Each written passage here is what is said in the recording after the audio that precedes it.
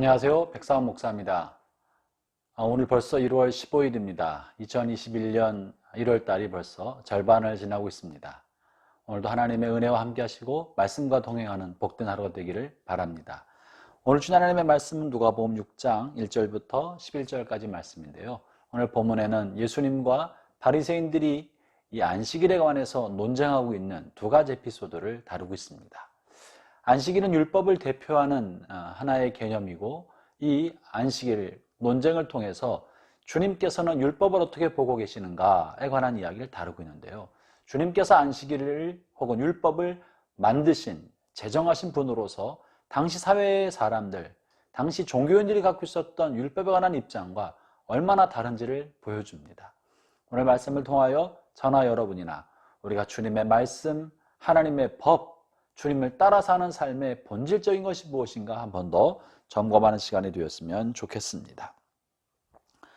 오늘 본문에 보면 1절에서 5절 사이에 안식일에 예수님의 제자들이 밀밭 사이를 지나가면서 밀리삭을 뜯어서 손으로 비벼서 먹는 장면이 나옵니다. 이걸 보면서 바리새인들이 어떻게 예수님과 그의 제자들이 안식일날 이 일을 하는가에 관해서 문제를 제기하는 거고요. 그리고 6절부터 11절 사이에서는 예수님께서 안식일에 회당에 찾아온 병든 사람의, 특히 손이 마른 사람의 질병을 고쳐주시는 모습을 보면서 똑같이 바리새인들이 문제를 제기합니다.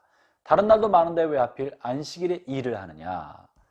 율법학자들과 바리새인들, 당시의 경건한 종교인들은 생각할 때 율법을 어떻게 지켜야 되느냐. 율법은 규정으로 무엇을 금지하고 있는데 그 금지된 내용을 얼마나 철저히 지키느냐가 경건의 척도라고 생각했던 것입니다. 그러나 주님, 이 안식일을 제정하신 주님께서는 그것을 얼마나 문자적으로 철저히 지키느냐는 크게 관심을 두지 않고 그 율법을, 그리고 그 안식일을 제정한 목적이 무엇인가, 그것이 중요하다고 말씀하고 계신 것이죠.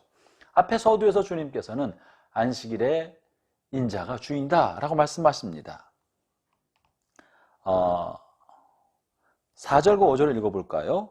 이 안식일의 음식을 먹는 문제와 관련되어서 예수님께서 제상 이외에는 먹지 못하게 되어 있던 성전의 진설병을 다윗이 먹은 장면을 설명하면서 이렇게 말씀하시죠. 4절 5절입니다. 그가 하나님의 전에 들어가서 다만 제상 외에는 먹어서는 안 되는 진설병을 먹고 함께한 자들에게도 주지 아니하였느냐. 또 이르시되 인자는 안식일의 주인이니라 하시더라. 다윗이 제상만 먹어야 하는 진설병을 배고프다고 먹었던 거예요. 이것이 마땅히 율법적으로 볼 때는 문제가 되지만 하나님은 그런 다윗을 책망하지 않으셨다는 거죠. 왜 그렇습니까? 모든 율법은, 안식일을 포함하여 모든 율법은 율법 자체를 철저히 준수하는, 율법의 신성성을 강조하기 위하여 엄격하게 준수하는 것이 목적이 아니라 율법 하나님 주신 목적은 사람을 위한 것입니다. 사람의 행복을 위하여, 사람의 참다운 삶을 위하여 하나님이 주신 것이지 우리가 그 율법의 종이 되게 하기 위하여 엄격하게 지키도록 하는 것이 목적이 아닌 것입니다. 오늘 본문에 인자가 안식일의 주인이다 하셨는데 이 인자는 물론 예수님을 의미합니다. 예수님이 당신을 사람의 아들로 인자로 표현하시면서 예수님 자신이 안식일의 주인이신 것이 맞습니다. 이 정통적인 견해입니다. 그러나 문자 그대로 본문을 해석하면 사람이 안식일의 주인이다 라고 해석할 수도 있는 것입니다.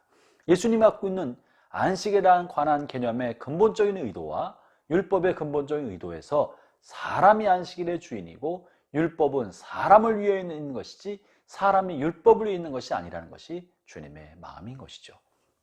사랑하는 모든 형제자매 여러분, 우리의 신앙생활도 그러합니다. 주님이 우리에게 이것을 하고 저것을 하고 이것을 하지 말고 저것을 하지 말라고 하신 것은 그것 자체를 신성시해서 그런 것이 아니라 여러분을 위해서 규정을 두신 것입니다. 우리를 위해서 말씀하신 것입니다.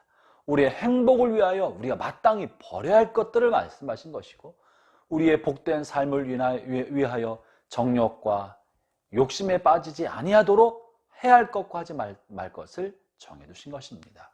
동일하게 우리도 다른 사람을 대할 때 율법적인 관점에서 정죄하는 시각에서 볼 것이 아니라 그 사람을 위하여, 사람을 위하여 우리의 신앙과 신앙의 행위가 사용되어야 할 것입니다. 자칫 어떤 목적을 이루기 위하여 수단을 강조하기도 합니다.